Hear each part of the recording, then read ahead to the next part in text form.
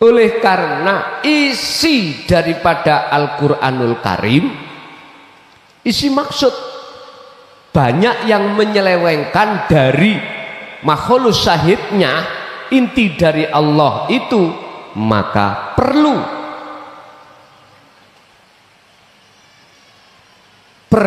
untuk diluruskan. Satu contoh kita ambil dalam surat pertama, ayat pertama, Bismillahirrahmanirrahim. Semua orang kebanyakan mengartikan dari ayat ini dari sisi nama, dari sisi sifat.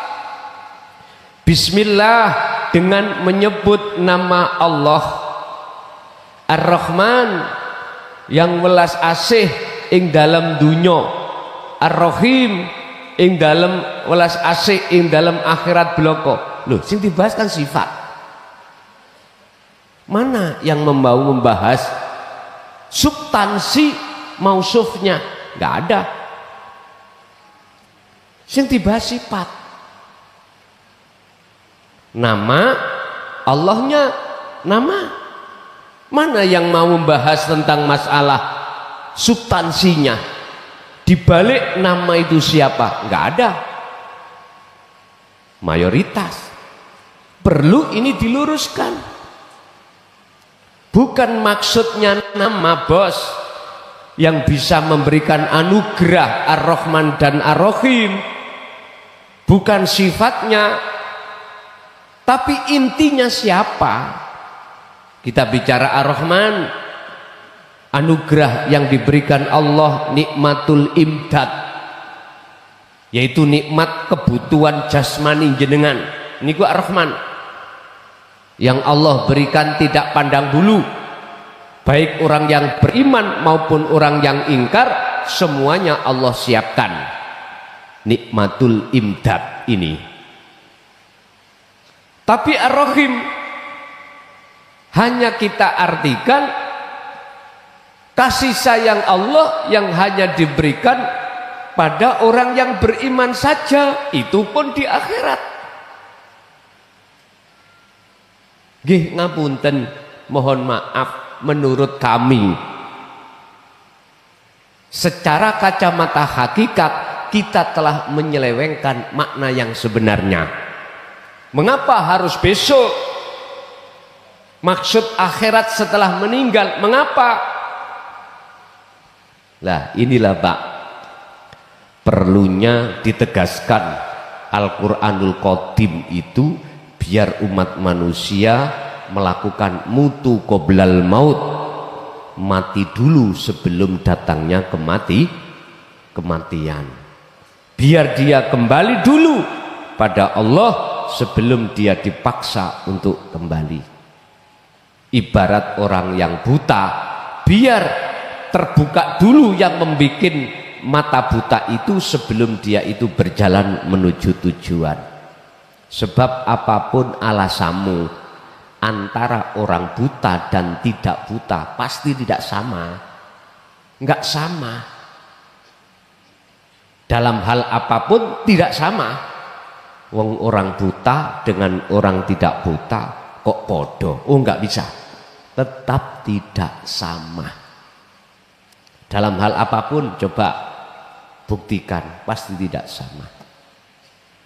Makanya mengapa sih kita orang syariat itu diajarkan sholat, diajarkan perbuatan-perbuatan yang bagus?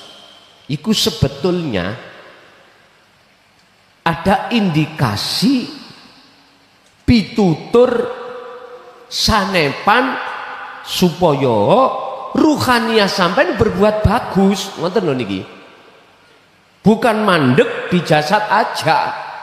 Enggak. Supaya diteruskan ruhaniahnya itu juga ikut berbuat bagus. Tapi mana diperhatikan? Enggak ada.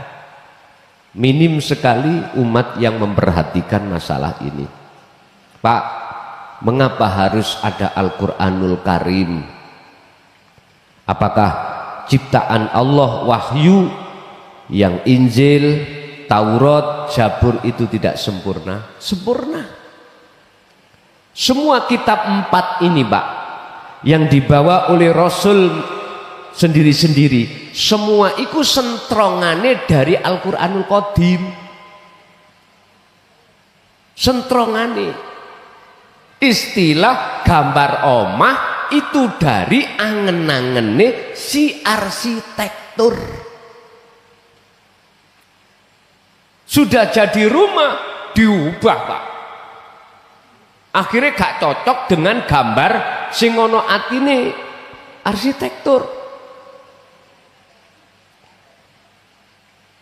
Jabur, kitab Jabur itu sempurna. Oleh karena pada saat itu banyak tangan-tangan yang tidak bertanggung jawab untuk mengalihkan maksud, maka perlu diturunkan Taurat. Begitu juga selanjutnya sampai dengan Injil. Injil juga begitu. Apa? Asbabun nuzuli Al-Quranul Karim itu diteruskan. Apakah wahyu Allah Injil itu tidak sempurna? Sempurna. Oleh karena maksudnya itu banyak yang mengubah, maka perlulah Al-Quranul Karim. Pertanyaannya, apakah Al-Quranul Karim itu juga ada yang merubah? Cara kula njawab sakniki wis kasep. Tahu kasep? Kedaluwarsa. Nek cara makanan iku wis entek.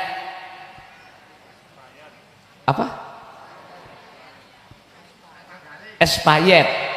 Wis entek tanggalane, cara aku njawab malam ini wis entek. Mestine dijawab pada saat-saat setelah para khalifah. Sekarang wis kasep. Kalau pertanyaannya apakah Al-Quran itu makna maksud intinya itu banyak yang dialihkan? Ya, dengan sebab beginilah Pak, mengapa itu nanti harus muncul ayat yang sebenarnya, maksud yang sebenar. Nek tulisannya pancet tulisannya niku, cuman maksud sesungguhnya dalam tulisan ini yang diubah.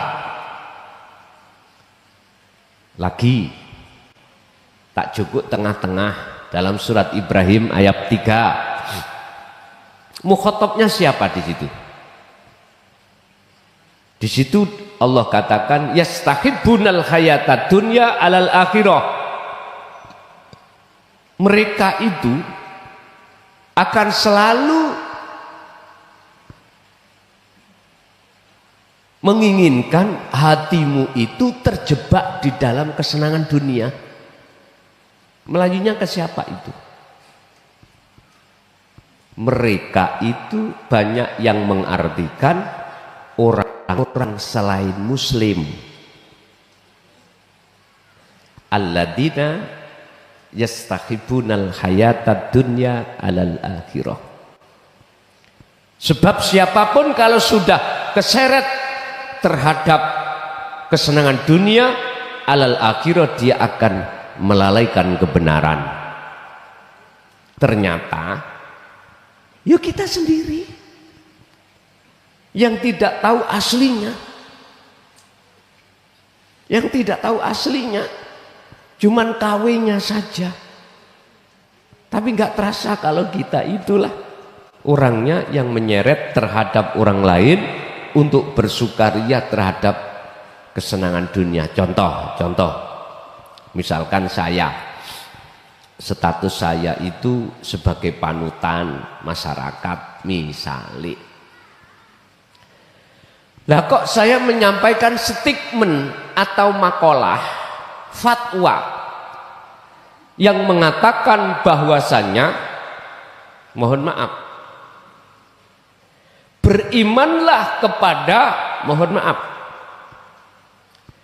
kepada ayat ini Ayat ini maksudnya apa?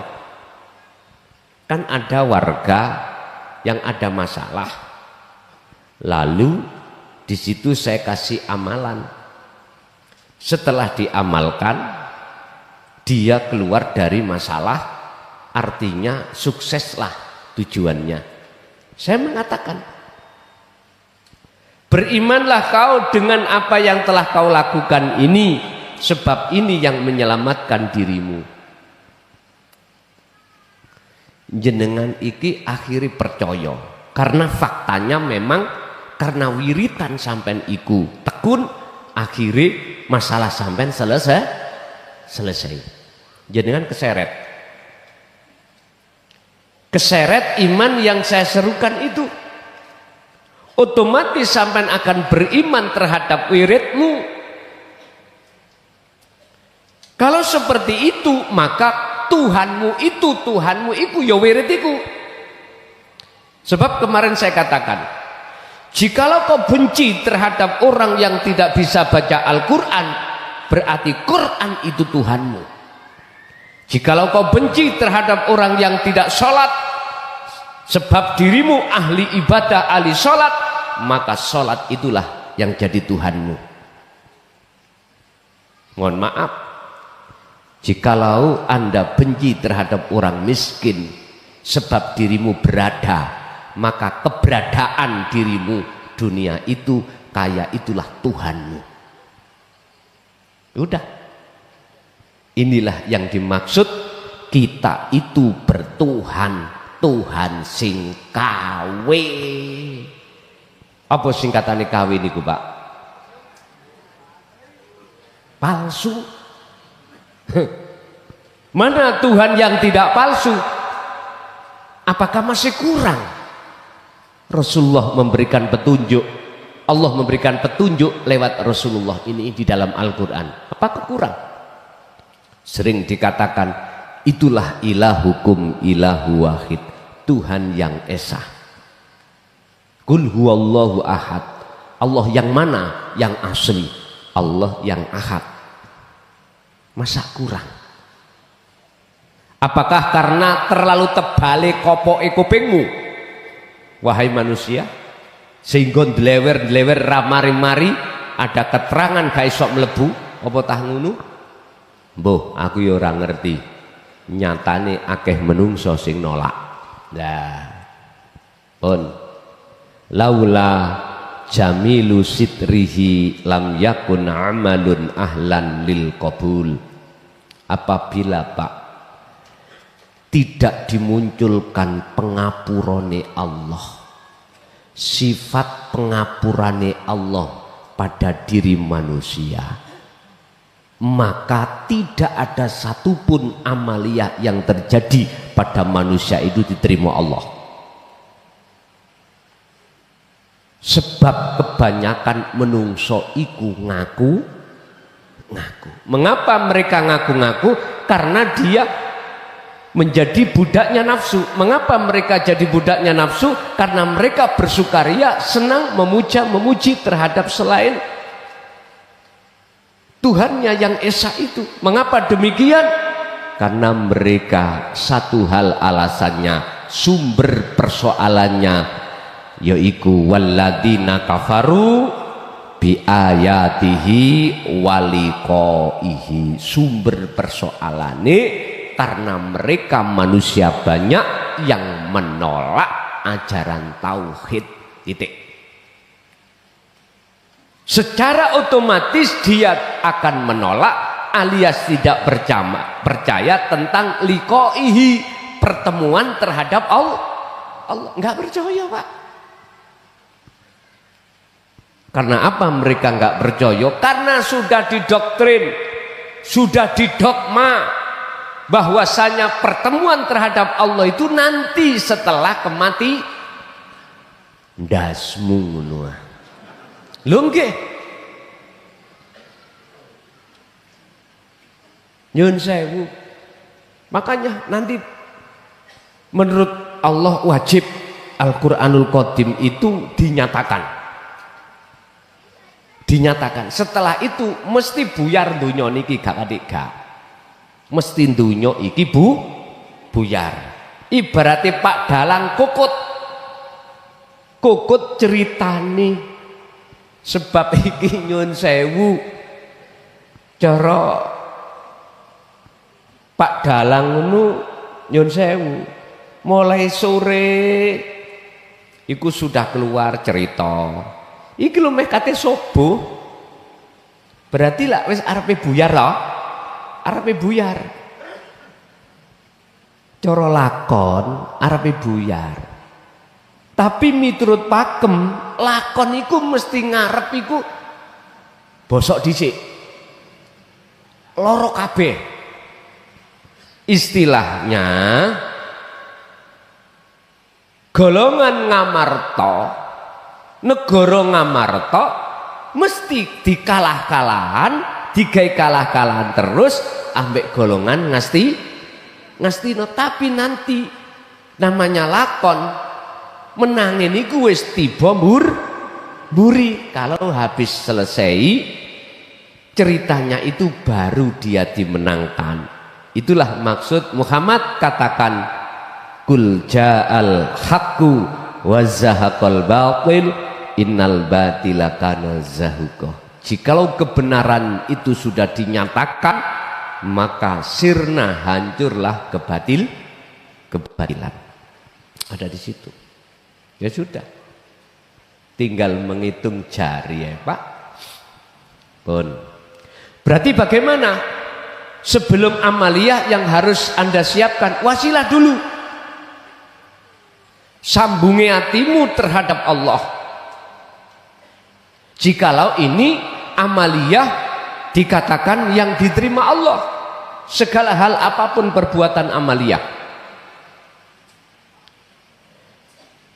sambungne dhisik atimu menyang Gusti rupane atimu harus melakukan namanya wukuf kolbi, wukuful kolbi ya. Niki dalam dunia thariqah itu disebut wukuf kolbi.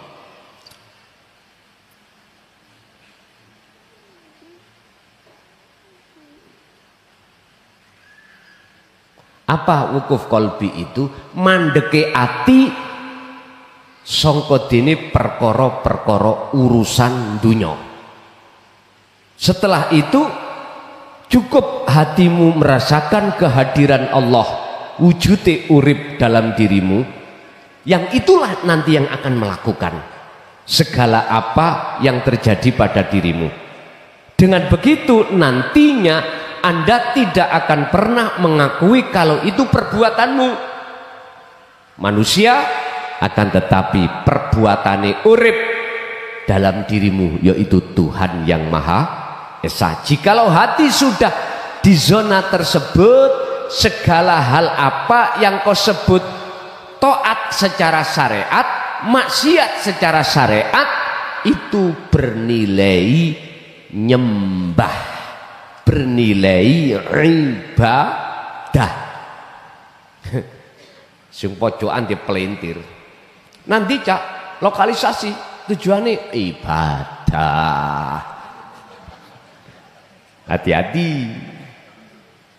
Periksa ning atimu sik dulu. Betulkah di dalam dirimu lepas keakuanmu diri disebabkan kau selalu berzikir pada Allah? Ojo ujuk-ujuk mara. Tekan di ngibadah. Ibadah. Ibadah cak. Lah kuwi aku ngkei dhuwit ya ibadah. Bikin orang enak ya ibadah. Terus jenengan sing padha bundel iya tak pikir-pikir ya. Gak ono sing disusahno iku. Kono enak kini ya enak. Katanya bikin orang enak iku ibadah.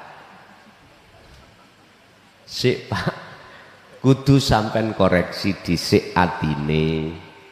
Aja ujuk-ujuk ngomong kuwi ngibadah. Pun koreksi dhisik. Madhepa sira ing nggon madhep iku artine atimu kudu madhep ketika atimu madhep, ketika jasmaniahmu taat. Apa? Laku yang diperintah, oke, melaku. Atimu kudu madhep. Artine Anda jangan pernah mengakui kalau dirimu yang melakukan. Bisanya itu akan terjadi pada dirimu, bahkan muncul akune Allah manakala terlebih dulu dalam dirimu telah kefanaan keakuanmu sebagai makhluk, baru muncul. Keakuan Allah tidak akan muncul dalam dirimu jikalau terlebih dahulu belum hilang keakuan dirimu sebagai makhluk.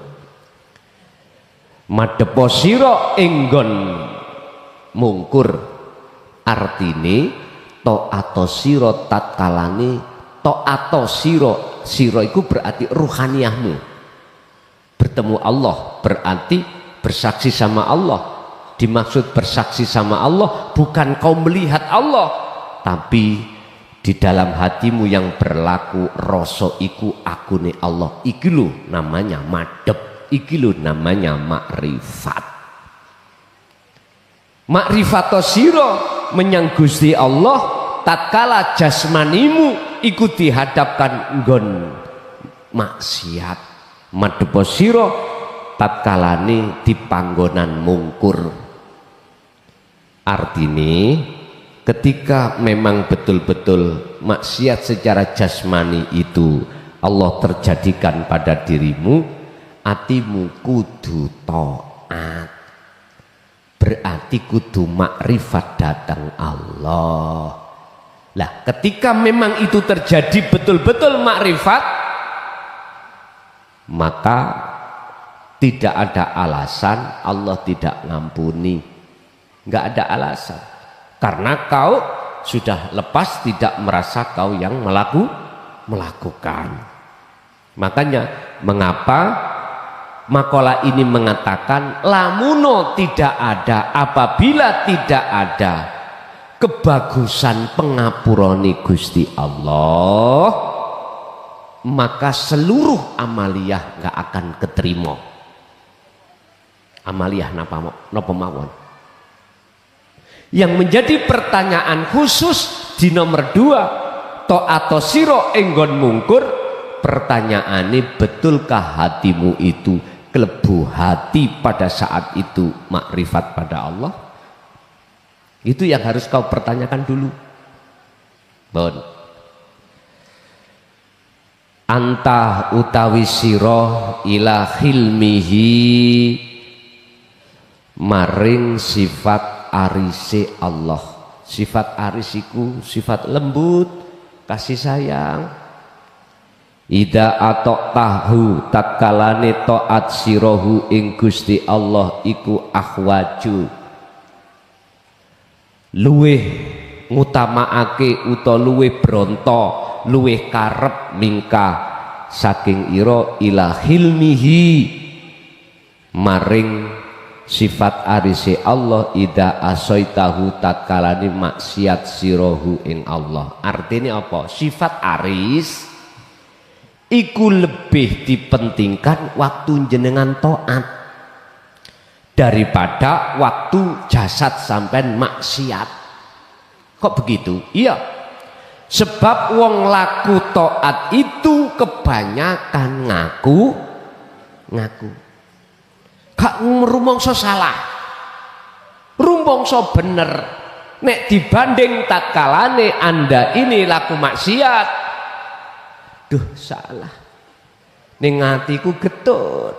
Nek wis bar, lah ngono to, nek wis bar kalau sudah selesai baru getun. Makanya sifat hilmine Allah, arise Allah itu lebih dipentingkan ketika jenengan taat daripada ketika jenengan maksiat. Sebab penyakite wong taat niku apa Pak? Riya, takabur, hasud, semua sifat-sifat itu ada di dalam hati kita. Dengan adanya itulah Anda menganggap koyok-koyok diterima salatmu tapi nyatane ditolak. Nyun sewu. Iblis itu gak wedi ambek wong ahli ilmu. Wong alim isok maca kitab nahwu sorope cetha balagha manteke oke. Diguyu. Iblis iku guyu tok. Gak wedi blas. Iblis iku anggite wedi ambek wong isok maca Quran bahkan hafidho. Gak wedi blas. Karena apa? Iblis iku pernah jadi wong alim. Ajazil iku, Mbak, sadurunge diceluk iblis oleh Allah, alime di atas para malaikat, bahkan sebagai penasehat. Wis gak iso jarno buangen nanggone tali kono lho. Diutek kae kono tugasmu ngono. Wis jarno ayo ben wis buak nang kali ana banyune wis mari bar wis gak mikir. Padha ae Pak Bu nek bojo sampean rewel buangen nang kali. Lah ngruweti ati ya. Ngoten lho. Buang nang kali. Ya hitemu wong-wong liyane.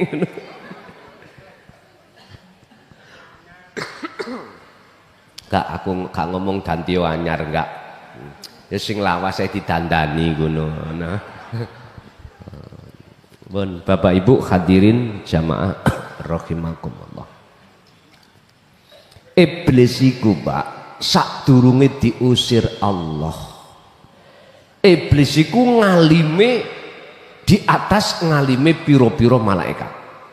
Ibadahe luwih tekun daripada malaikat lain. Berarti lah sudah tak pernah toh? Wis tahu.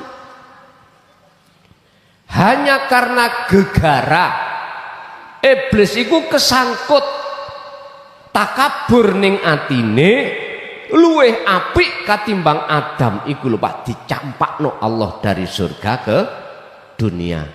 Wa idz qala lil malaikati isjudu li adama fasajadu illa iblis aba wastakbar wa kana minal kafirin. Nyun sewu, kita sebagai orang yang alim ilmu apapun, bahkan alim tidak hanya ilmu syariah,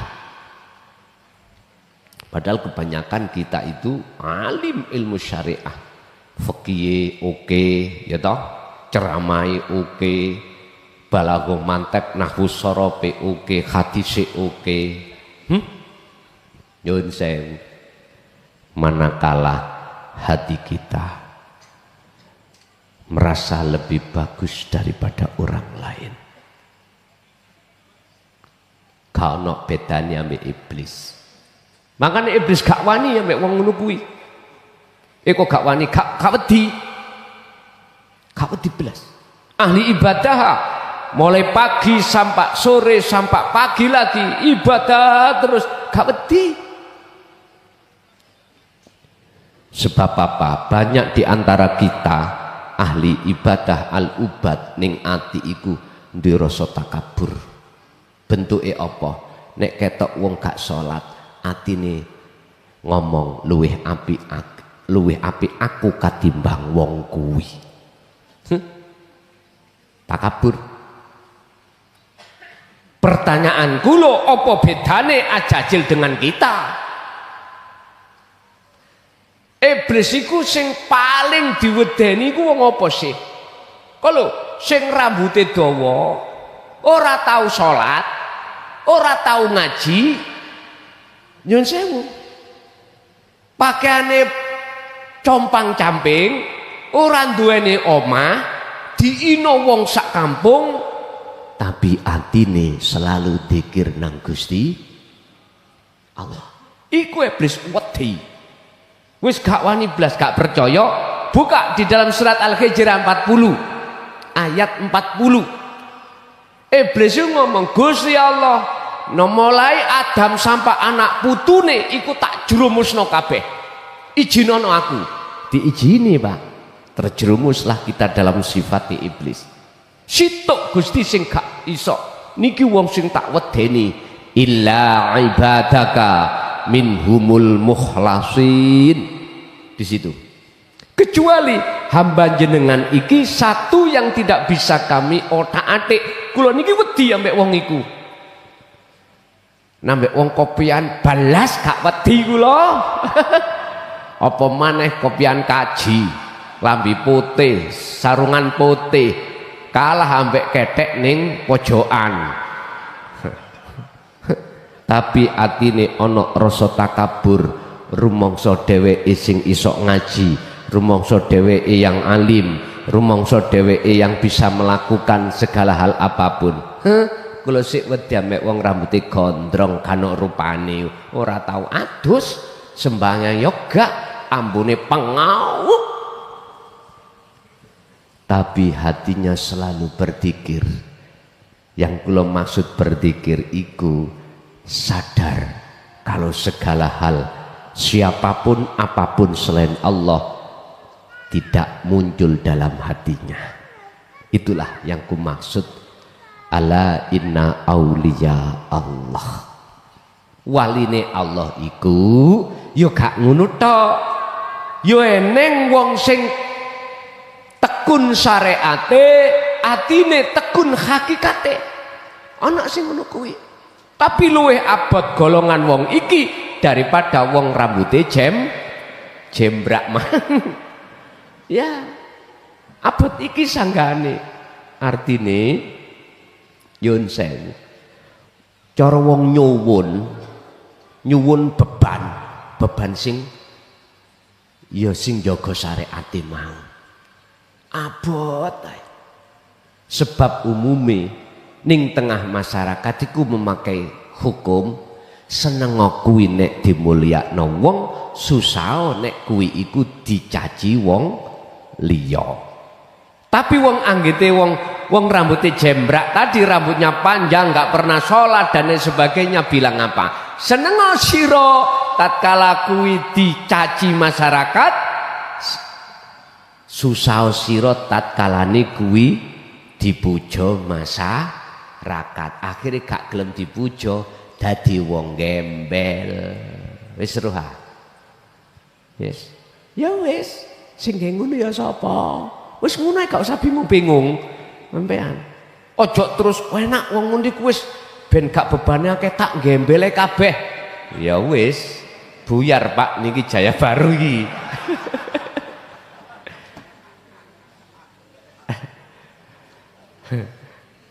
Ya wis gak usah angel-angel. Ya wis sing ngono sapa, sing ngene sapa, ngoten wis teganem. Ben beban iku gak ana, iku mau kei dalan idfin mendemo sira wujudaka ing wujud sira terkait apapun yang kau lakukan. Nyun sewu, salat Anda, ibadah Anda, apapun udah pendemen iku ning bumi khumul, ojo kok akoni. Wis aman Bun. Bisa jadi sing tadi ya sing rambutnya jembrak, hati-hati. Wis aku moh dipuja wong. Tapi gak ero nafsu mlebu diam-diam ben awakmu diterka wong jadab. Hati-hati. Malah iki gondol kuadrat niki. Nggih, wis ancur mungguh menungso, luwih-luwih yo ancur mungguh Gusti Allah. Gawe lakon sing aneh-aneh.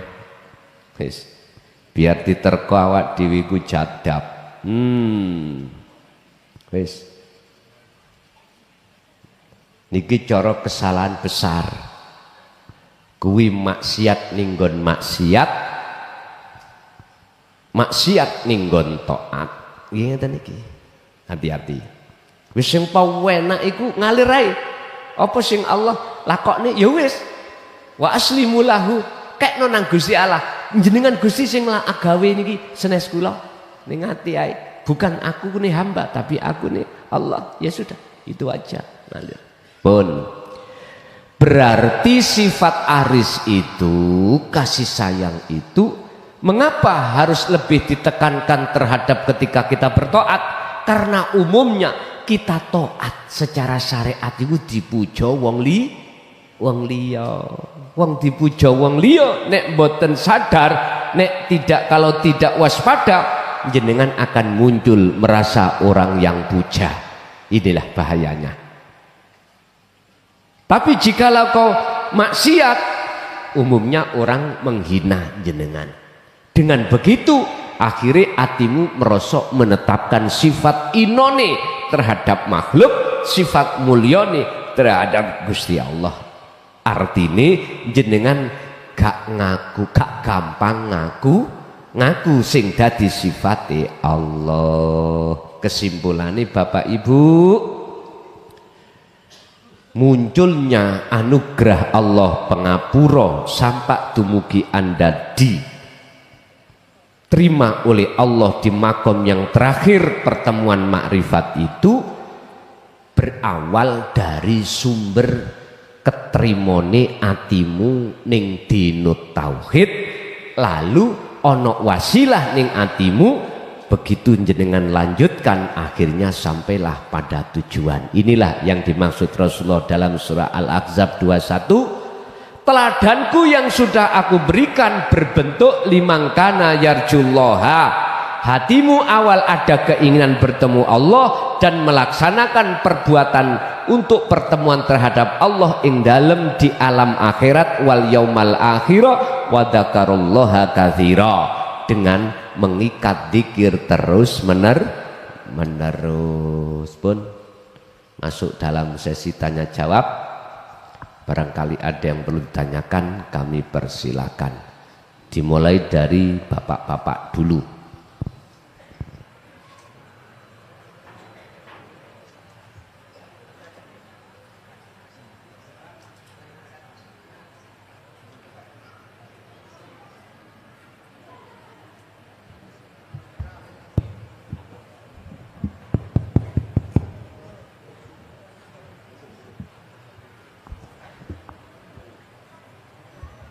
Assalamualaikum warahmatullahi wabarakatuh.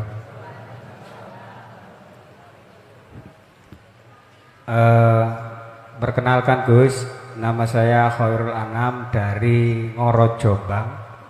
Tonggonya itu, tetangganya Gus Komari itu, tetangga desa.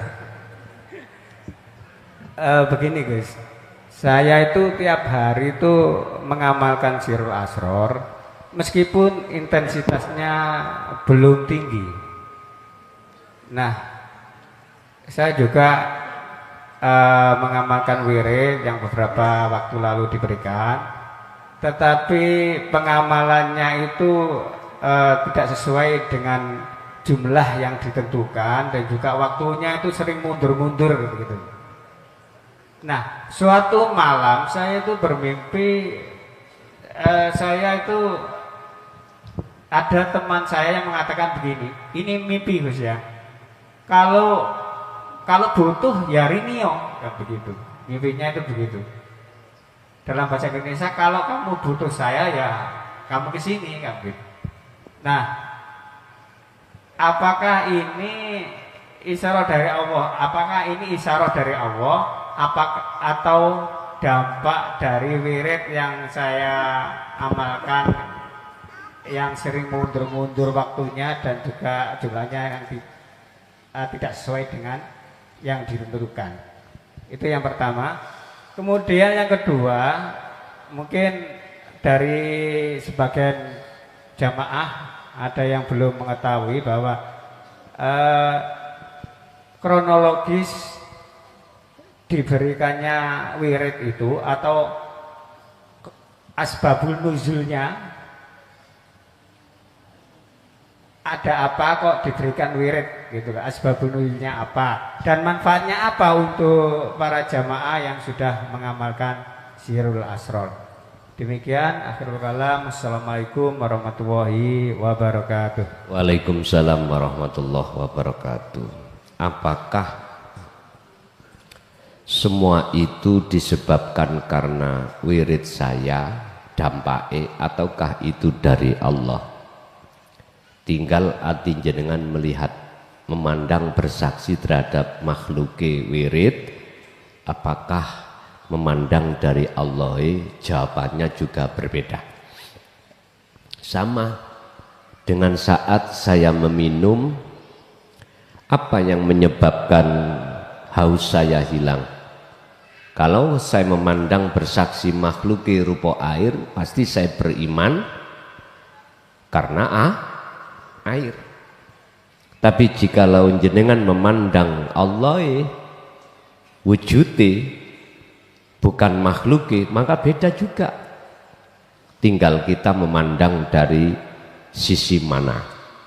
Itu jawabannya ada di situ. Sehingga yang namanya wirid memunculkan satu warid atau bisikan dalam hati sampean, nek kui butuh ya mara rene. Artinya kita memandang dari makhluk berupa wirid, apakah memandang Allah yang berkuasa di dalam wirid? Tinggal jenengan mandang mananya. Pun satu. Nomor 2 terkait asbabun nuzul sirul asrar. Pak, setiap ayat yang Allah turunkan mesti wonten sebab-sebab mengapa harus turunkan. Mengapa saya harus minum? Karena saya ngelak. Mengapa saya harus merokok? Karena ning aku pingin ngerokok suwi gak ngerokok. Semua ada asbabun nuzul. Terkait masalah sirul asrar, fungsinya apa? Itu baru jenengan akan tahu. Apa asbabun nuzulnya? Fungsinya adalah wa may yakfur bitaghut wa yu'min billah. Akan membersihkan segala hal apa yang menutupi hatimu sehingga hatimu menjadi hati yang buta pada Allah, atau menyisihkan, menyingkirkan hijab-hijab di dalam hatimu yang hijab itu menjadikan hatimu iku buta terhadap Allah. Iku manfaatnya akhirnya ketemu asbabun nuzul. Sampai nenggoli asbabun nuzul, sampai teliti dulu manfaatnya, baru ketemu. Ternyata asbabun nuzul, sebab-sebab diturunkan tentang masalah dzikir sirul asrar, kita manusia asalnya hatinya gelap gulita. Liyudhirahu ala dini kulli walau karihal musyrikun. Walaupun aku dibenci oleh seluruh mursyid sak dunya di dalam thariqah syariat, tetap ini tak sampaikan. Lho ngoten lho niku. Estu anggite mursyid gak benci ta? Dulur-dulur kula sing wonten syariat dan teng thariqah niki lho. Dianggapnya sirul asal perusak. Padahal sebetulnya itu adalah meluruskan. Karena sirul asrar mengajarkan dan menghabiskan pengakuan-pengakuan di dalam hati kita yang asalnya kita di aku mulia, di aku ahli karomah, yang asalnya kita di aku oleh nafsu untuk mengaku-ngaku segala hal itu miliknya. Dengan sirul asrar itu dihempaskan. Sinten sing gak muring-muring, Pak? Mesti ngamuk-ngamuk, enggak apa-apa, enggak masalah. Walau karihal musyrikun, Kanjeng Nabi, walaupun aku dibenci tetap tak sampai no. Walaupun mereka tidak mau untuk menyampaikan yang tahu, dikarenakan masih ada rasa ketakutan manakala dibenci oleh seluruh umat manusia. Monggo, itu hakmu. Tapi bagi klason prei,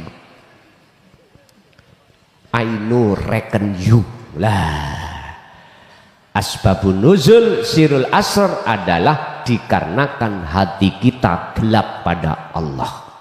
Tanda hati yang gelap sederhana, hati kita masih muncul wujudnya Allah, wujudnya selain Allah, berarti ngaku bon. Sederhana toh, ada di situ.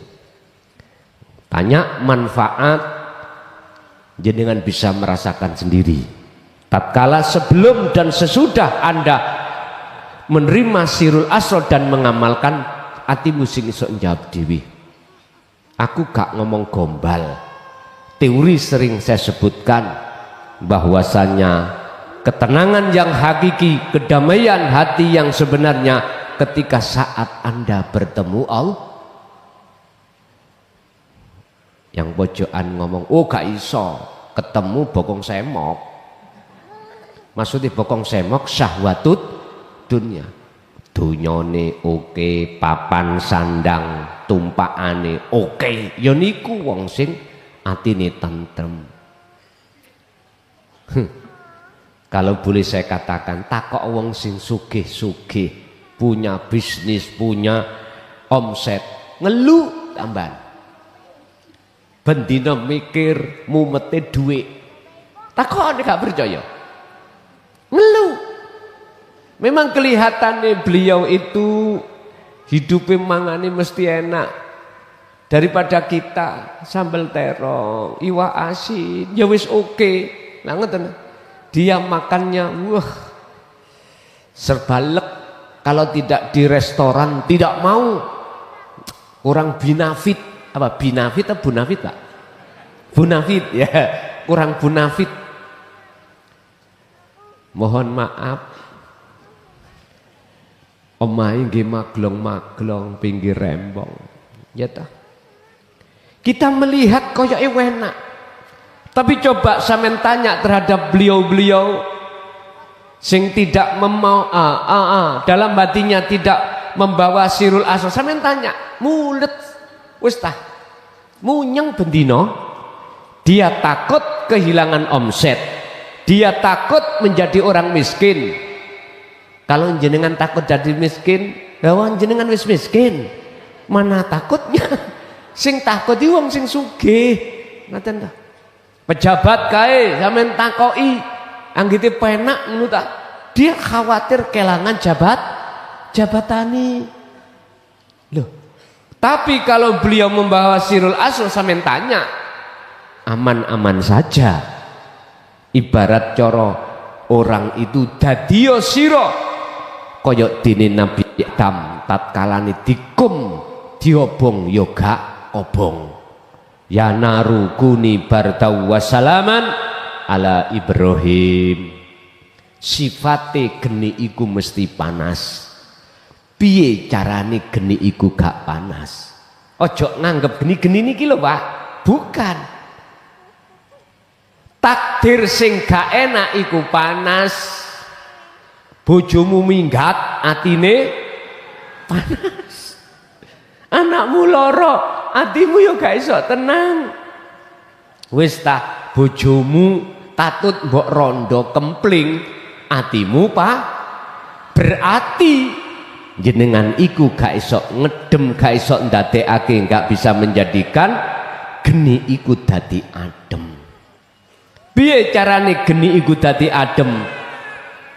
Pun sampean beto wasilah sawana nang Gusti Allah. Nggih Gusti, sedaya kuwi mau nek mboten jenengan sing gerakno ya gak dadi gerak. Senaosa garwa kula pun kagungan anak kali kula mboten nate kaya ngene kok katut rondo kempling krana jenengan sing ngatutno kula gur manut tahe. Akhire bojone mulih, Pak mohon maaf, sampean jak mriki ayo disahno pisan. Wong lanang ngene iki gagah, Pak. Nggih ta ya? Lho tenan. Sewenang mboten sampean ngeten iki? Mesti sewenang. Ya Allah, bojoku iki mang klebon demi tekon ndi. Ngono iku jenengan bar oleh wiritan ya apa carane bojomu nganut sampai na wirid delalah kok lah kok yo sadar tenan akhirnya imanmu gara-gara wirid berarti Tuhanmu ya wirid iki nyonyor sampean. Lho nggih, padahal garwa sampean imang oleh sadar tanpa sepengetahuan jenengan ngamalke ilmu amal istiqomah mekaten. Pun lanjut.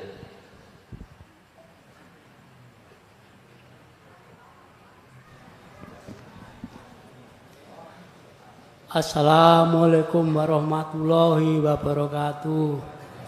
Perkenalkan Gus, nami kula Pak Sugianto saking Malang Selatan Kalipare Tumpakrejo. Kula badhe tanglet Gus. Agak didekatkan Pak nggih. Nggih. Kalih mik. Nggih.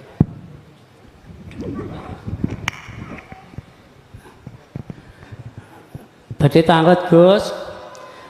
La ilaha anta wa huwa adikri bisiril aksara niku maknane dos pundi, nggih kalih carane nganggo dos pundi. Ngoten mawon matur suwun. Wassalamualaikum warahmatullahi wabarakatuh. Waalaikumsalam warahmatullahi wabarakatuh. Makna maksud aslinipun yang tertuang di dalam tauhid la ilaha illa anta, dalam hati sampean iku Allah sudah tidak terasa jauh, Allah terasa dekat. Bagaimana Anda bisa kok ya Allah terasa dekat? Sumbernya karena jenengan dididik inti daripada ilmu tauhid yang mengatakan untuk mengesahkan pada Allah, menjelaskan bahwasanya urip hidup di dalam diri Anda itulah wujudnya Allah.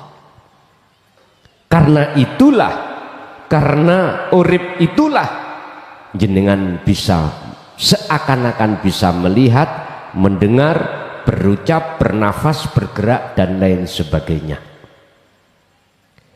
Kalau hati jenengan sudah masuk di wilayah itu, berarti tetanda jenengan itu sudah diwarisi, diletaki Allah, hablum minallah, tali langsung hubungan dateng Gusti. Secara otomatis hatimu akan satu sisi menyesali dengan perbuatan-perbuatan sebelumnya tadi, di mana Anda selalu melalaikan Allah, selalu jenengan iki merasa berbuat dolim dengan bentuk ngaku-ngaku jenengan kali kula ingkang agawi.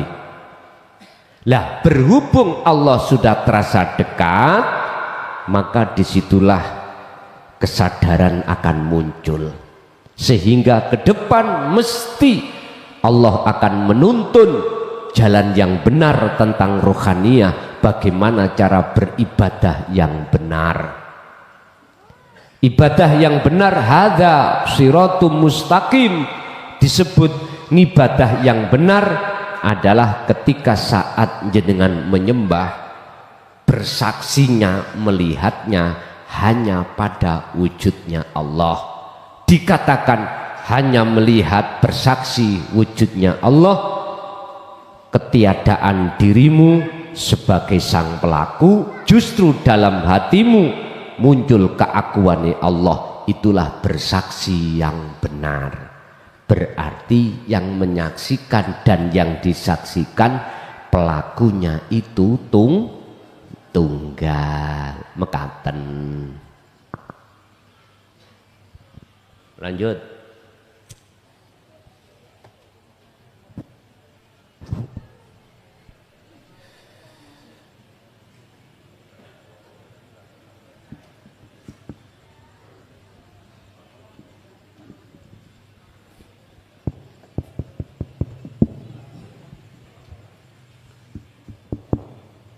Assalamualaikum warahmatullahi wabarakatuh. Waalaikumsalam warahmatullahi wabarakatuh. Nyun sewu Yai. Tadi disebutkan tentang asma, sifat dan zat Allah.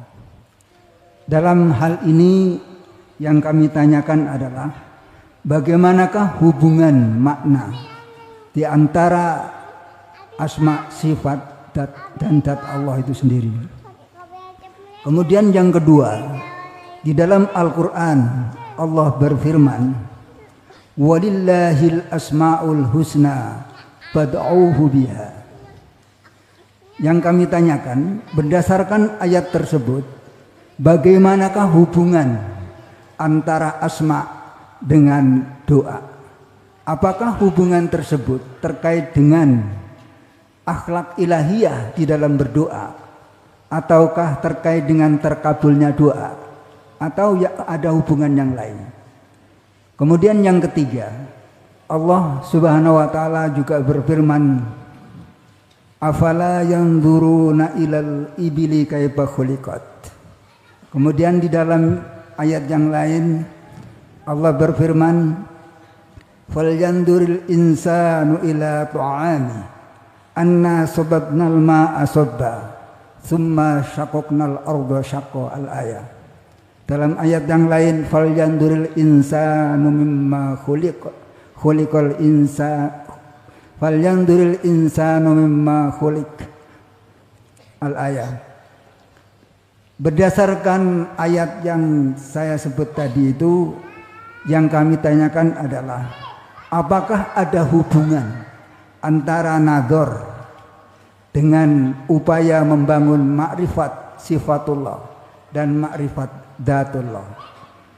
Kalau memang ada, nador yang seperti apakah yang mampu membangun makrifat sifatullah dan dzatullah? Matur nuwun. Terima kasih. Wassalamualaikum warahmatullahi wabarakatuh. Waalaikumsalam warahmatullahi wabarakatuh. Antara zat, sifat, asma, af'al miturut proses pasti ada hubungan, karena itu sebagai proses sampai pada tujuan terhadap sejatinya hidup.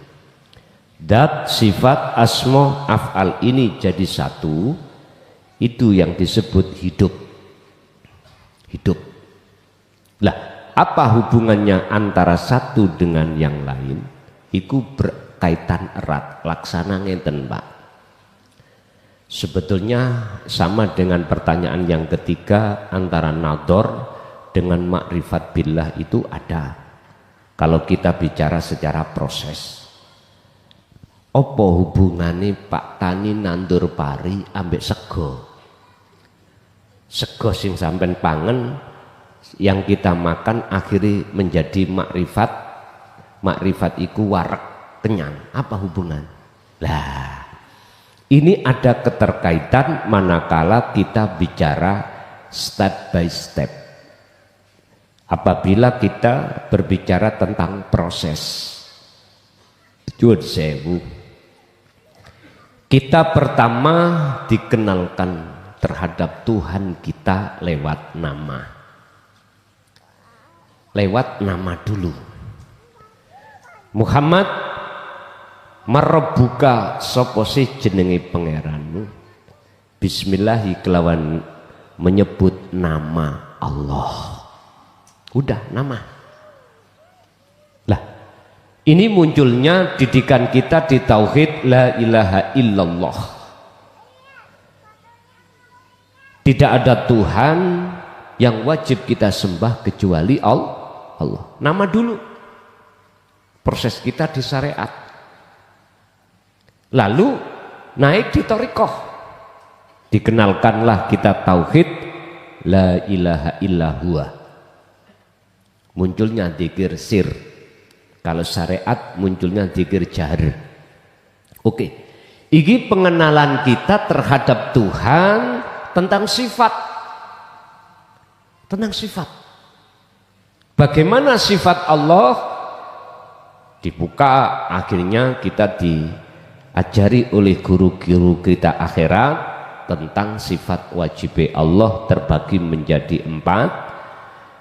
Nafsiyah, salbiyah, ma'ani, dan maknawiyah. Dan ini biasanya kami kupas setiap sasi Ramadan. Besok Ramadan ini tetap kami masih diperintahkan untuk membahas. Ya rapopo tetap tak bahas. Walaupun itu kita turun lagi memberikan kesempatan bagi para pemula-pemula. Lalu kita diangkat lagi proses berikutnya untuk mengenal Tuhan dari sisi zat. Dari sisi zat. Akhirnya muncullah tauhid la ilaha illa anta. Subhanaka inni kuntu minadz zalimin. Jelas kita dididik bagaimana hati ini bisa sampai zona bahwa Allah itu dekat. Bukan Allah itu jauh, huwa. Bukan Tuhan itu huwa jauh. Bukan itu Tuhan itu Allah, bahkan belum tahu. Hanya namanya saja. Bukan, tapi sudah menginjak anta. Kita dididik tentang zatnya. Yaitulah Pak yang kusebut sebagai hidup. Beberapa proses jenengan alami mulai dari pendidikan tauhidnya, ilmu tauhidnya, sampai pengamalannya yang disebut kholwat. Akhirnya dengan istiqomah barulah jenengan akan mengenal la ilaha illa ana, yaitu aku, wujudnya aku ngeloberi dalam setiap aktivitas apapun sehingga disebut af'alullah. Piro-piro pekerjaane penggaweane Gusti Allah. Muncullah di situ nyata wujudnya Allah yang tadinya disebut nama, sekarang sudah sampai makrifat.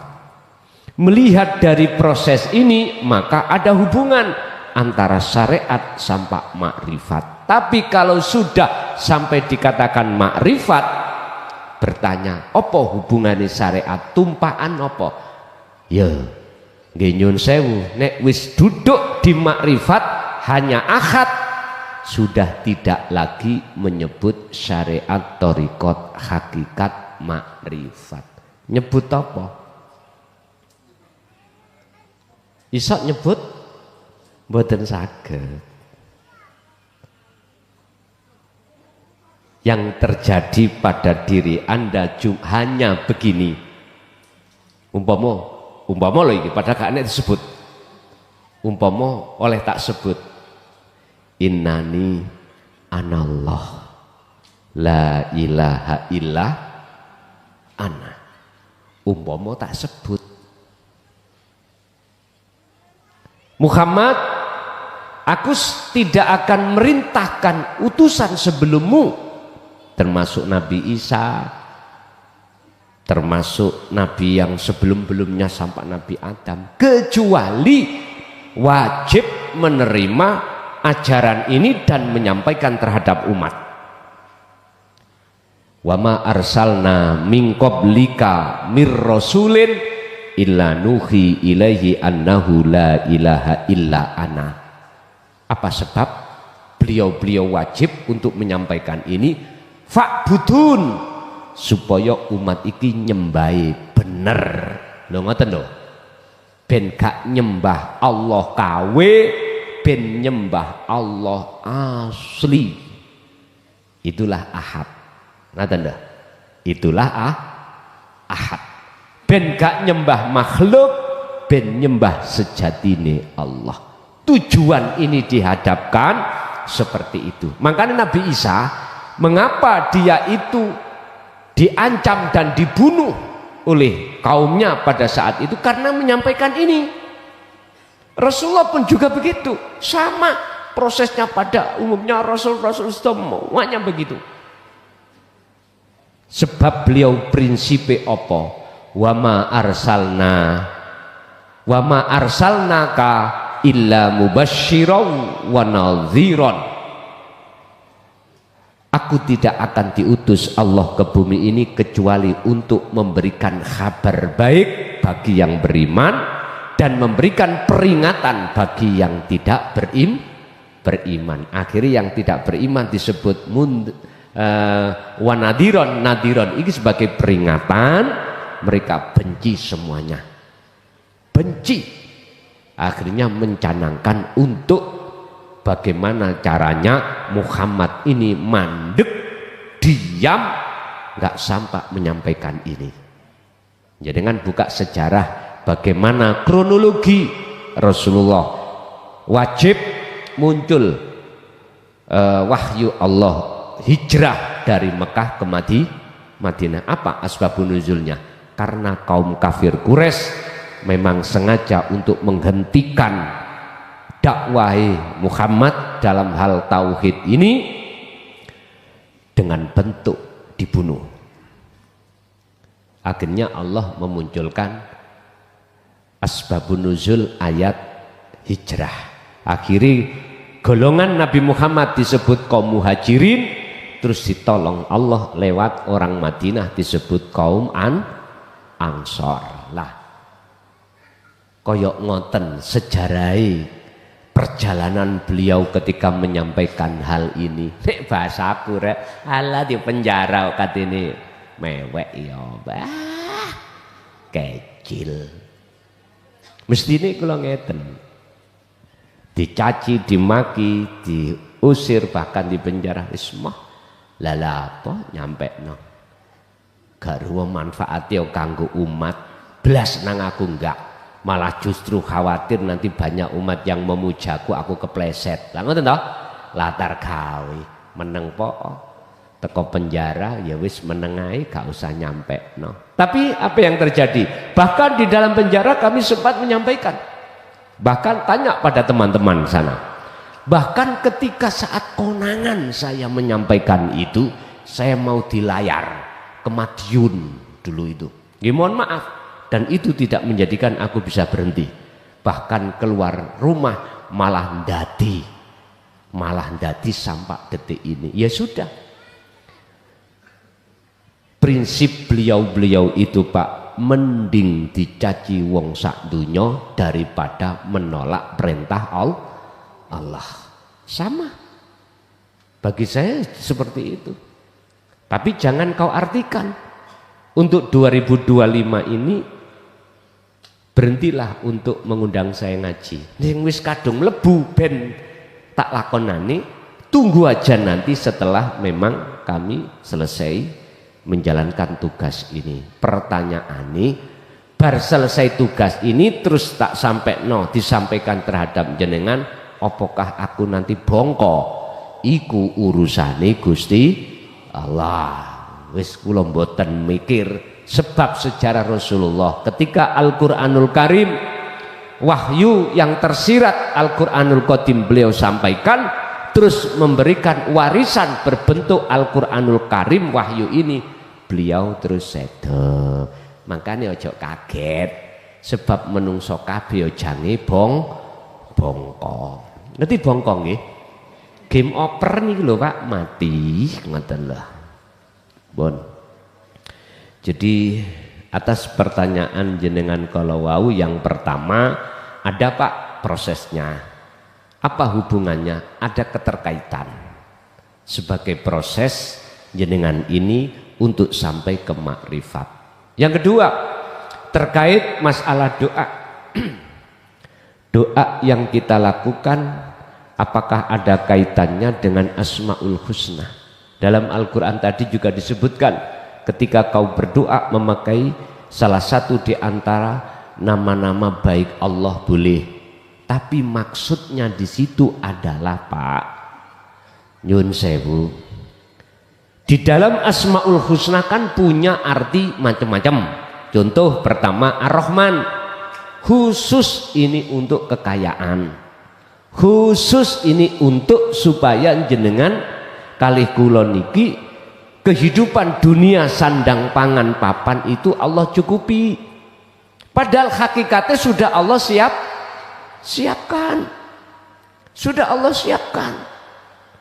Mengapa harus ada ayat yang mengatakan bahwasanya ketika Anda berdoa itu ada kaitannya dengan Asmaul Husna?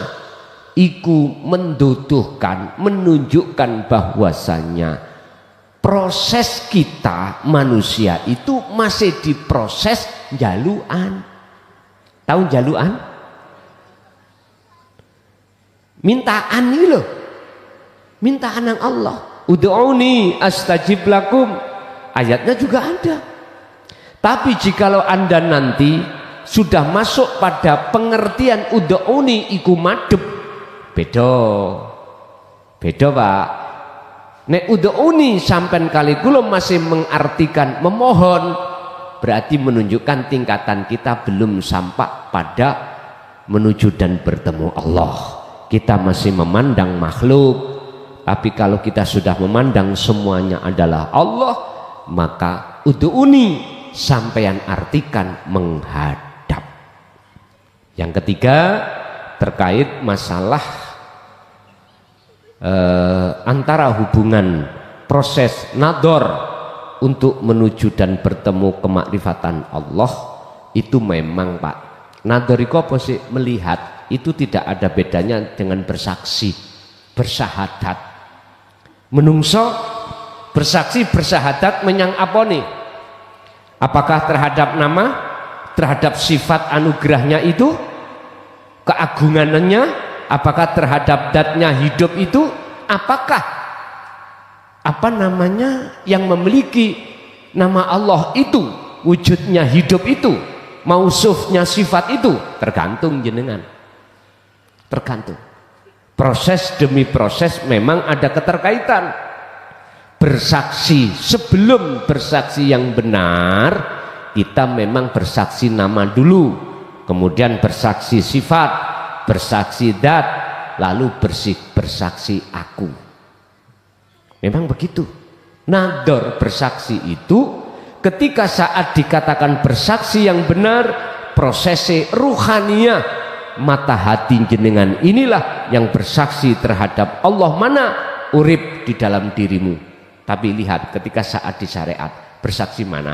Aku bersaksi sesungguhnya tidak ada Tuhan yang wajib kusembah kecuali Allah. Allah yang mana? Belum tahu. Tapi kalau sudah di hakikat la ilaha illa anta, Allah yang mana? Ya urip di dalam diri dan di luar diri ini. Wis, itulah nanti Allah bimbing sendiri.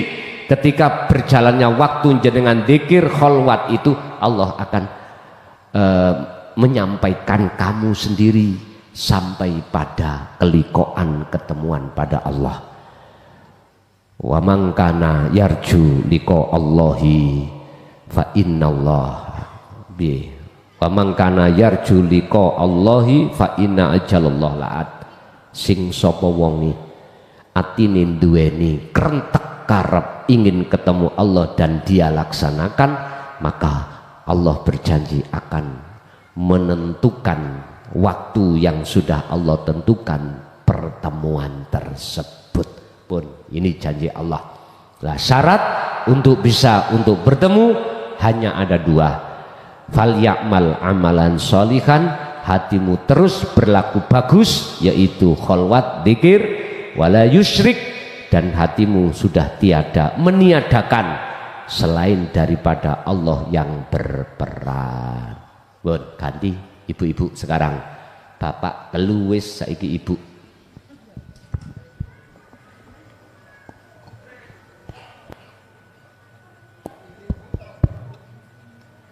Assalamualaikum warahmatullahi wabarakatuh. Perkenalkan, kami dari rombongan Lampung Nur Wasilah, An-Nur Wasilah Bayai. Rombongan dari Lampung. Lampung ya. Yang ditanyakan wasilah. Ini, bukan dari An-Nur Al-Wasilah. Kholwat nggih napa? Tadi berkaitan dengan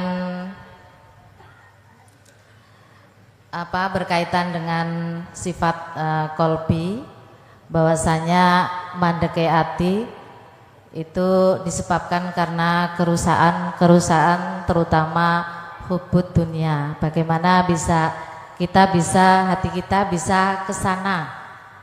Yang kedua,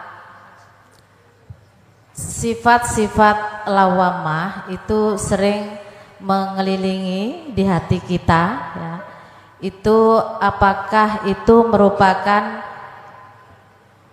mutlak gerakan dari Allah Subhanahu wa taala atau memang kita yang tidak bisa mengekang hawa nafsu tersebut?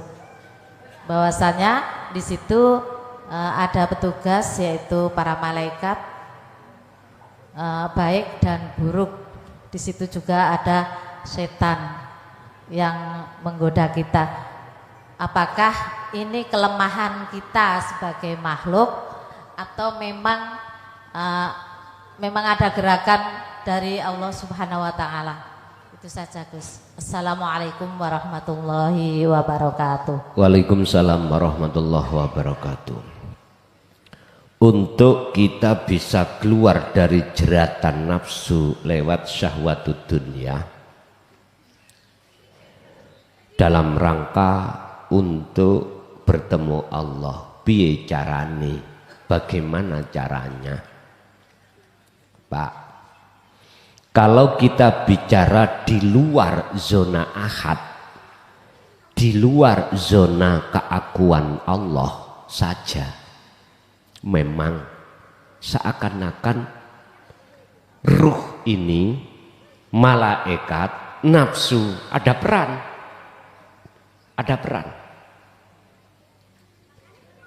Sehingga di situ terkesan kita akan menyalahkan yang menggoda kita, yaitu nafsu atau iblis atau setan, dan kita menganggap benar terhadap malaikat yang memberikan petunjuk-petunjuk. Lah gitu toh. Memang.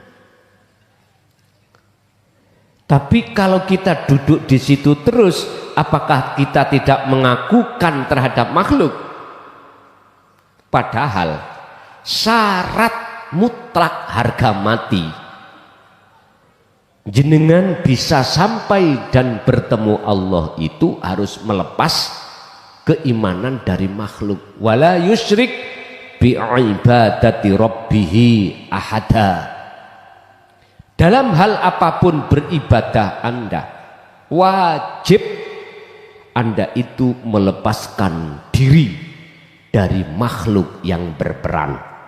Jikalau kau ingin betul-betul bertemu dalam ibadahmu terhadap Tuhanmu. Memang betul, miturut proses, mengapa kita buta, mengapa kita tidak bisa sampai pada Allah? Karena kita terjerat oleh rantainya hawa nafsu. Laksana ibu tadi yang tanya, di Lampung itu umpama jenengan dirantai ning cagak griya tengene Lampung, saged jenengan dugi mriki? Mboten sah, tidak bisa.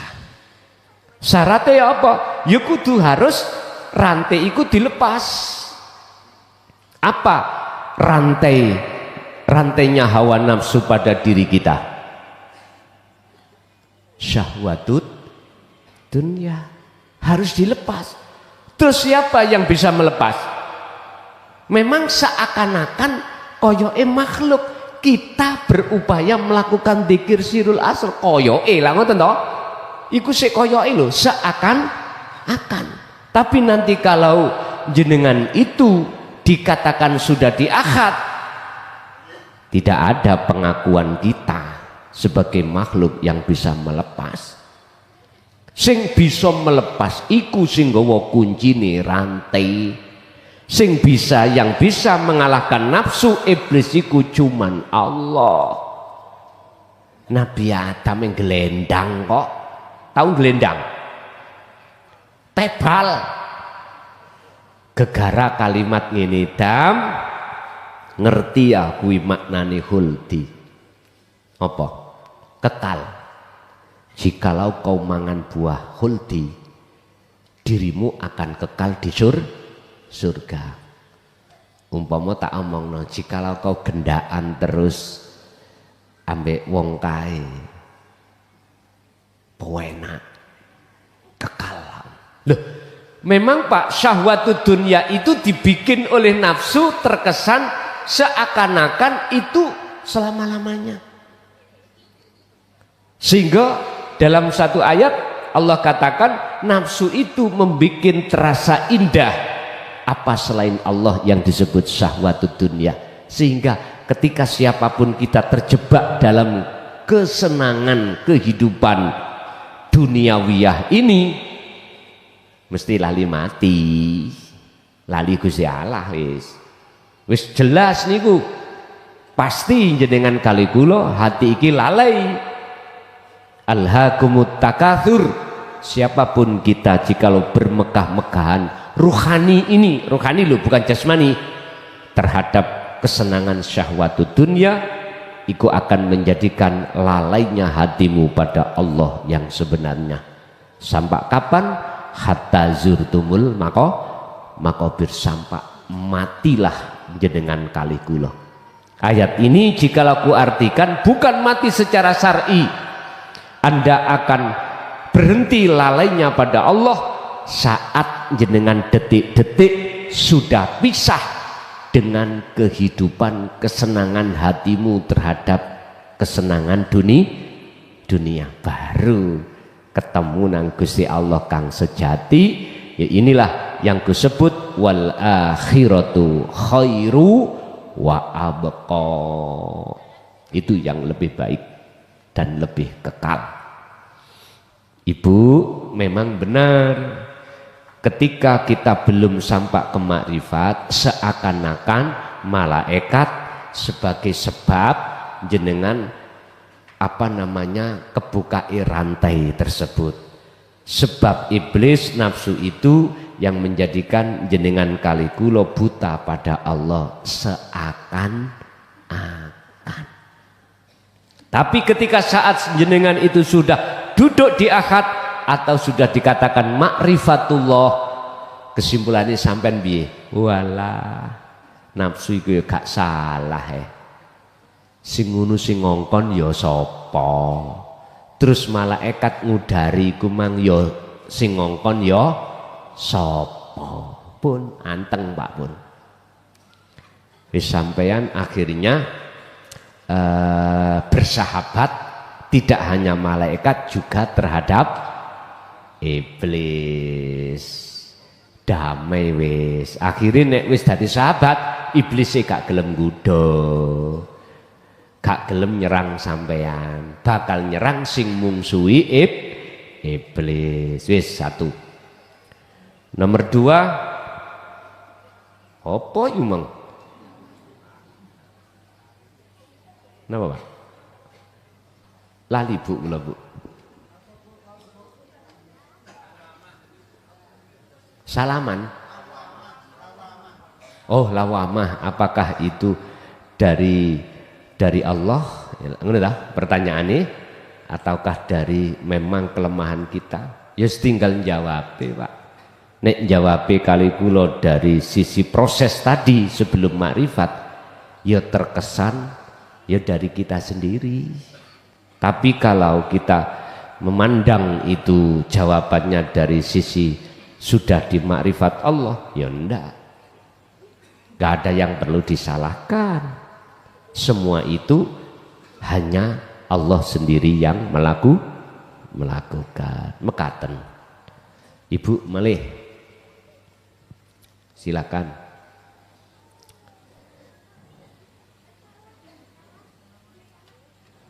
Pentile sampean demok Bu.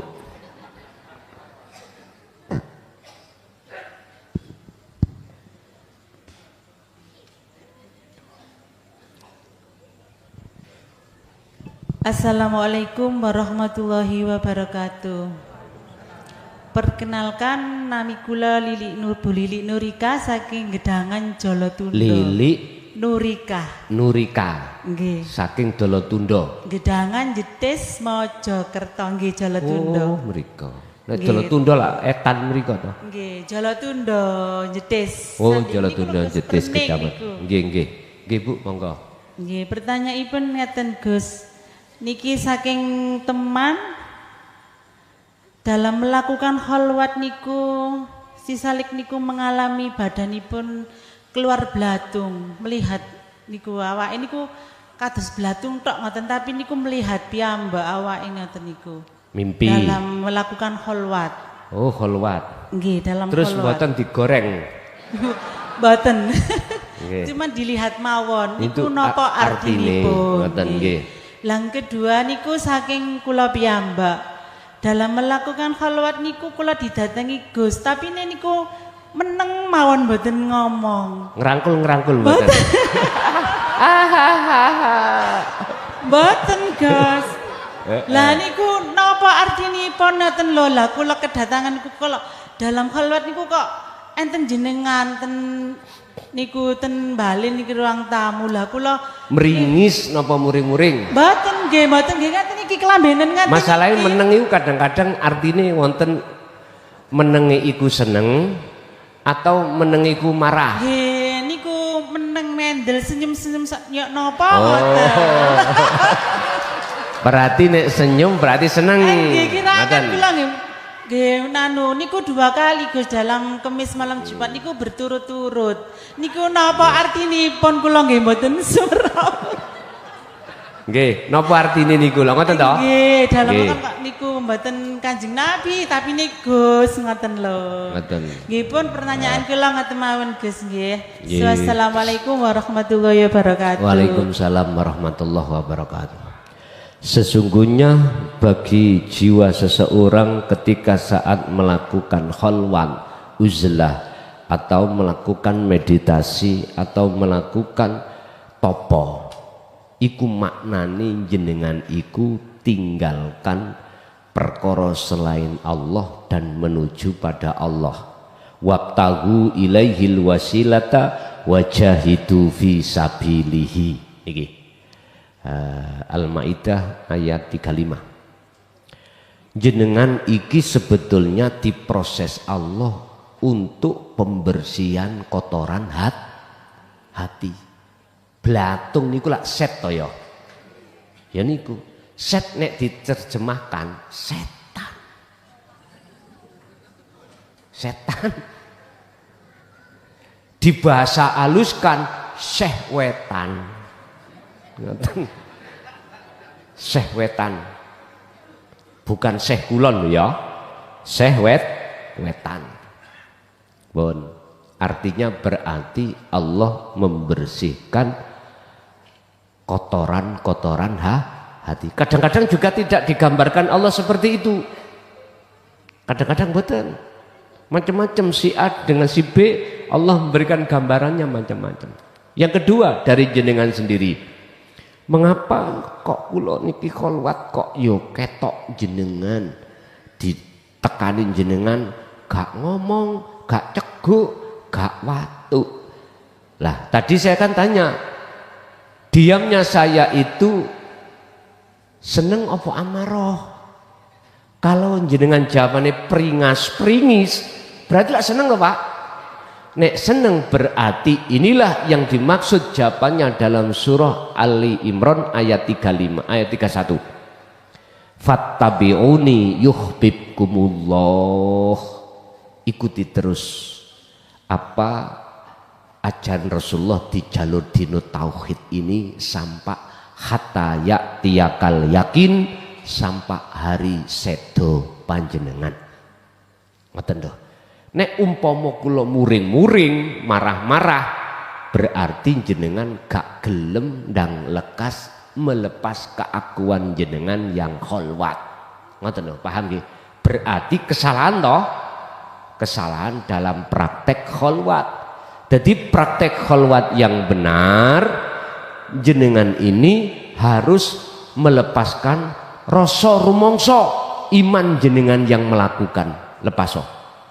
Akhirnya muncul rasa pangrasa sing nglakokke, sing nglakukan itu hanyalah keakuannya Allah. Nggih. Satu lagi, Ibu. Engko nek wis ping 3 ganti nang Bapak. Ada, monggo. Nggih.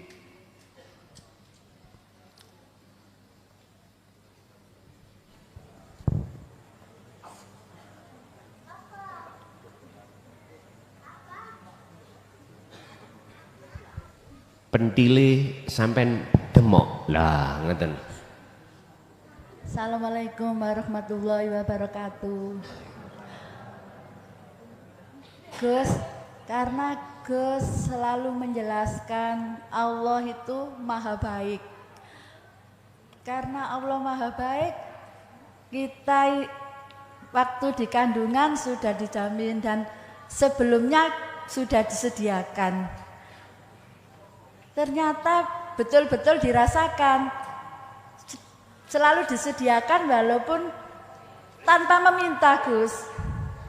Selalu disediakan sampai rasanya kebaikan itu belum habis dikasih lagi, belum habis dikasih lagi sampai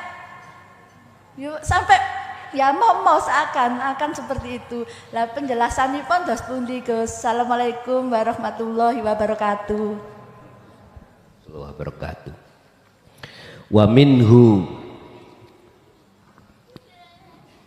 wa may yattaqillaha yaj'al lahu makhrajan wa yarzuqhu min haitsu la yahtasib. Sapa wonge sing bener-bener ngejoki takwa. Yang takwa ini bersumber dari ilmu amal istiqomah kholwat niki. Apa yang ada kaitannya dengan sifat Rahman dan Rahimnya Allah lebih-lebih, itu Allah selalu menyiapkan. Cuman kita manusia aja kadang-kadang ada rasa khawatir jikalau itu tidak lekas kunjung datang. Lah gitu. Mengapa demikian? Itu menunjukkan bahwasannya tingkat kemakrifatan sampean kali kula itu masih perlu ditingkatkan. Di situ kan sudah jelas sing sapa wonge betul-betul memegang takwa. Ya ja'allahu mongko ndadekake sapa Allah lahu maring siman mang makhrajan, ndadekake pintu yang tertutup menjadi terbuka. Kalau bahasa Ar-Rahman yang dimaksud pintu itu persoalan-persoalan yang ada kaitannya dengan duniawiyah. Makhrajan kalau kita ambil dari sifat Ar-Rahim, tutupe ati sing gak iso dibuka yang disebut barzah ini loh, dinding ini loh, Allah akan buka. Wa yarzuqhu min haitsu la yahtasib. Datangnya sesuatu itu tidak bisa kau sangka. Memang kalau kita menoleh sifat api Gusti Allah itu sejak dulu, Pak, kita seakan-akan bisa melihat sapa sing ndelokno. Telinga bisa mendengar sapa sing ngrungokno. Lewat sifat samaknya Allah lah ditaruh di dalam telinga, akhirnya bisa mendengarkan suara. Semuanya. Kebanyakan manusia itu tidak akan tahu kalau iki sumbere sangka urip sangka Allah, nggak tahu. Berarti itulah orang yang disebut orang yang belum tahu jati diri. Orang yang tahu jati diri sudah tidak ada pengakuan sumber dari makhluk, justru pengakuan sumber dari urip. Inilah orang yang dikatakan sebagai orang yang tahu jati diri. Man arafa nafsahu faqad arafa rabbahu. Kalau sudah diduduk di situ, maka Anda tidak sempat bisa menghitung apa kebaikan Allah yang setiap detik Allah berikan terhadap kita. Contoh mawon ya, nafas. Coba sedina suwengi dicukup 5 menit wis gak iso ambekan jenengan, gak bisa bernafas. Pinten regone? Ayo nek jenengan hitung-hitungan nang Allah. Ayo, wah, untung aku iki nyembah nang Allah, Jikalau tidak ada aku, sopo sing gelem nyembah? Masya Allah. Jadi Bu, belajar kita semuanya untuk melepaskan rasa keakuan diri sebagai makhluk yang melakukan. Setelah itu otomatis akan muncul rasa keakuan diri Allah yang melakukan. Disitulah yang disebut nyembah yang benar, disitulah yang disebut bersyahadah yang benar, disitulah yang disebut makrifat yang sebenarnya. Oke. Ganti ke Bapak, tasih ada?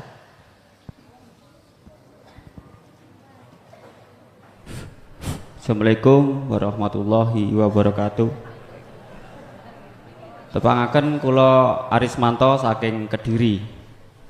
Kula badhe cerita kejadian aneh setelah seminggu berbaiat, Gus. Kula mengikuti Jaya Baru mulai 2014, namun nembe diberi kesempatan bulan dek wingi berbaiat.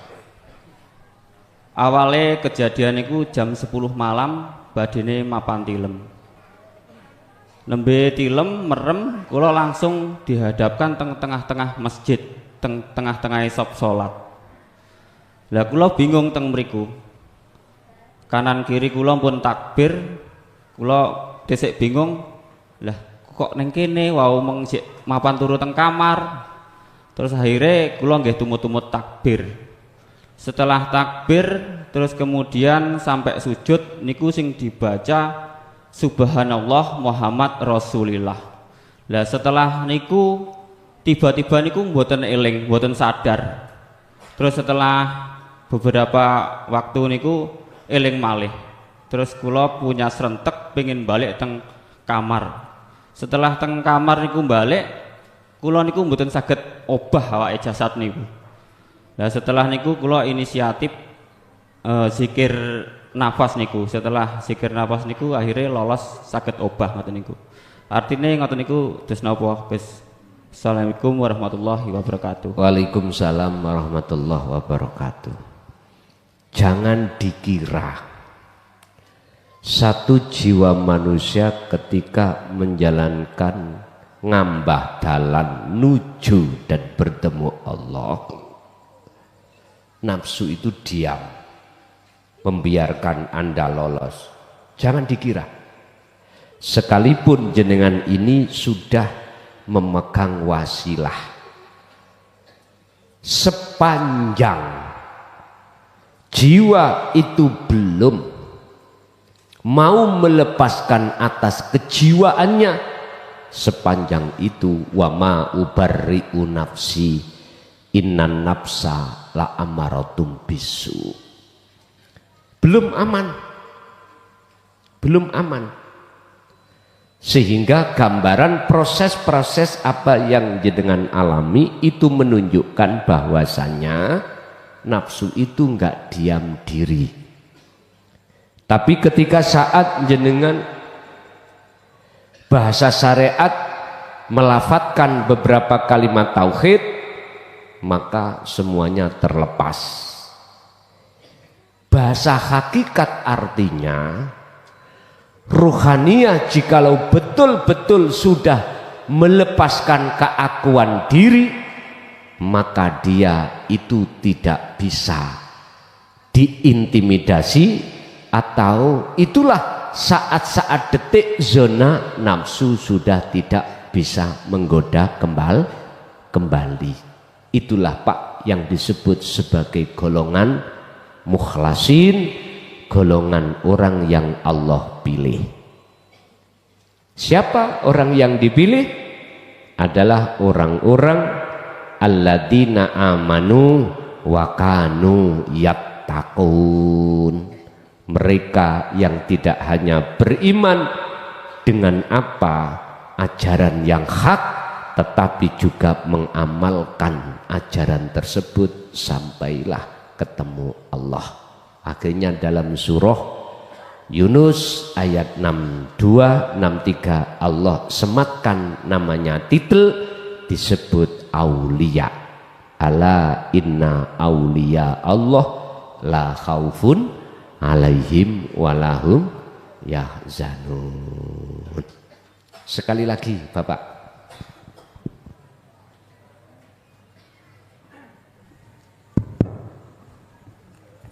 Assalamualaikum warahmatullahi wabarakatuh. Yang kami hormati Romo Yai Muhlason Rosid dan hadirin sekalian, mohon izin perkenalkan kami, nama saya Suwoyo dari Ngantru Tulungagung. Mohon bertanya Yai, di dalam Al-Quran surat Al-Baqarah ayat 131 Allah berfirman, A'udzubillahi minasyaitonirrajim, bismillahirrahmanirrahim. Idza qala lahu rabbuhu aslim qala aslamtu lirabbil alamin. Di dalam ayat tersebut apakah ada hubungannya dengan yang namanya sirul asrar atau saat melaksanakan khalwat? Demikian yang kami tanyakan. Kami akhiri, wassalamualaikum warahmatullahi wabarakatuh. Waalaikumsalam warahmatullahi wabarakatuh. Apakah ada kaitannya antara pasrah dengan sirul asrar? Jawabannya secara ringkas ya. Dalam ayat lain Allah juga katakan pasrah itu yang benar akan terjadi setelah jenengan sudah dikatakan benar-benar kembali pada Allah. Wa anibu ila rabbikum, lekas baliyo sira kabeh ila rabbikum, terhadap Tuhanmu sekalian. Wa aslimu lahu, setelah itu barulah kau bisa melaksanakan pasrah diri. Ingat, ketika Tuhan berfirman kepadanya, ini ada kaitannya dengan Nabi Ibrahim. Berserah dirilah dia, maksudnya Nabi Ibrahim harus berserah diri terhadap Allah. Aku berserah diri kepada Tuhan seluruh alam. Artinya urip iku. Ini dalam hal apa Pak? Waktu itu bisa ketika saat Allah nguji terhadap Nabi Ibrahim, diperintahkan untuk memutuskan hatinya cinta pada anak, yang terkenal dengan hukum syariat korban. Ini ada sebabnya dulu itu. Sebab apa munculnya dawuh terkait masalah hari korban?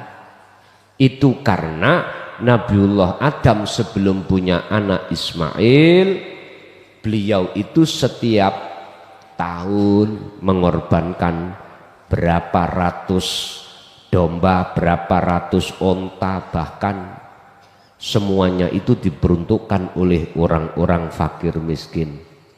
Berhubung pada saat itu beliau belum punya Nabi Ismail putranya, nengati ngomong Pak, ngerentak, ojo maneh, jangankan namanya domba, onta, tidak saya sembelih korban terhadap Allah untuk orang-orang miskin. Apabila dikasih anak pun akan saya korban.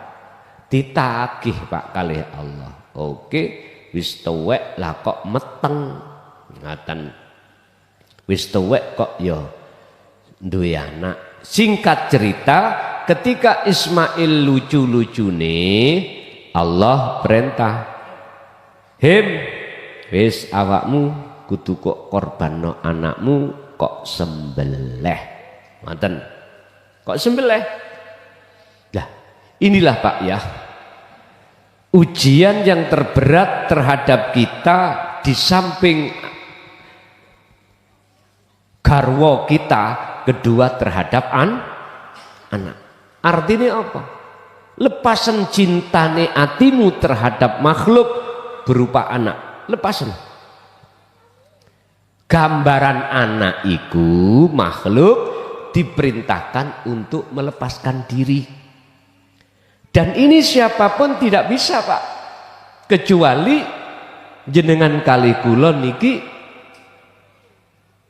membawa sirul asrar. Sebab dengan membawa sirul asrar itulah jalan untuk bertemu Allah. Setelah itu baru jenengan bisa dikatakan wa aslim, berserah diri lahu terhadap Allah. Dari pertanyaan apakah ada hubungannya? Ada, antara tawakal berserah diri dengan sirul asrar ini berkaitan erat. Sebab kita tidak akan pernah menganggap Allah itu dekat manakala kita masih duduk la ilaha illallah dan la ilaha illahuwa. Tidak bisa. Allah tetap terasa jauh. Tapi dengan adanya huwaladzi arsala rasulahu bil huda wa dinil haq, aidinu tauhid, yang Allah perintahkan terhadap utusannya untuk menyampaikan hal ini semata-mata untuk membersihkan seluruh wujud makhluk di dalam hati kita. Walaupun sang Rasul olehnya menyampaikan dihujat, dicaci, bahkan dibenci oleh kebanyakan umat manusia, tetap beliau sampaikan. Maka dengan begitulah muncullah dzikir sirul asrar ini. Dengan begitu baru bisa jenengan jadikan sebagai tali untuk menuju terhadap Gusti Allah. Kalau sudah sampai di situ baru wa aslimu lahu. Nek cara ayate qala ngucapohim aslamtu lirabbil alamin. Aku berpasrah diri terhadap Tuhan yang menguasai seluruh alam, baik alam muhadharah atau alam mukasyafah, baik alam kasunyatan dunia maupun alam mukasyafah atau alam langit. Lah ini, Pak, berarti sing nguasai alam langit lan alam bumi hanya satu, yaitu Rabbil Alamin. Siapa dia? Itulah hidup yang ada pada diri panjenengan. Dikatakan aslim tu li Rabbil Alamin ketika saat Nabi Ibrahim mengatakan inni wajah tuwaj hiya, ku arahkan, ku hadapkan wajah ruhku terhadap wajah Allah, bukan wajah sifatnya yang memiliki nama Allah yang disebut lilladzi fataras samawati wal ard. Dialah yang menciptakan, menguasai alam langit dan alam bumi. Bukan itu yang beliau hadapkan, tapi beliau hadap adalah wajhia, yaitu wajah Allah. Yo ning ngarep sampean iki. Ngoten lho. Wis cukup ngoten mawon sesuai dengan permintaan Ibu kemarin. Malam hari ini minta praktek melakukan kholwat bersama. Tapi tolong sebelumnya jenengan harus wukuf kolbi dulu. Artinya wukuf kolbi, wis persoalan apapun hatimu terhadap urusan-urusan makhluk sampai letakno dulu. Setelah itu ati sampean harus merasakan kehadiran wujud Allah, yaitu urip dalam dirimu yang berkholwat, sambil hatimu masuk keluar masuk ngunekno Allahu urip, Allahu urip, terserah. Setelah itu nanti pada waktu yang sudah Allah tentukan hitungan keberapa, jangan dihitung, nanti akan muncul bukan Allahu uribhu, enggak, muncul nanti aku Allah, aku urib. Wis babarno, biarkan sesuai dengan air mengalir. Dengan cara begitulah untuk mudahnya hati sampean melatih pelepasan keakuan makhluk. ila hadratin Nabil Mustafa Rasulillah sallallahu alaihi wasallam wa ala alihi wa azwajihi wa dzurriyyatihi wa qarabatihi wa ahli baitihi wa ashabil kiram wa ila jami'il anbiya wal mursalin wal auliya wasyuhada wassolihin wat tabi'in tabi'in ila yaumiddin, khususan terhadap orang tua kita masing-masing sampai puncaknya sak penduwur, khususon juga terhadap guru-guru akhirat kita sampai puncaknya kulluhum ajmain. Al-Fatihah.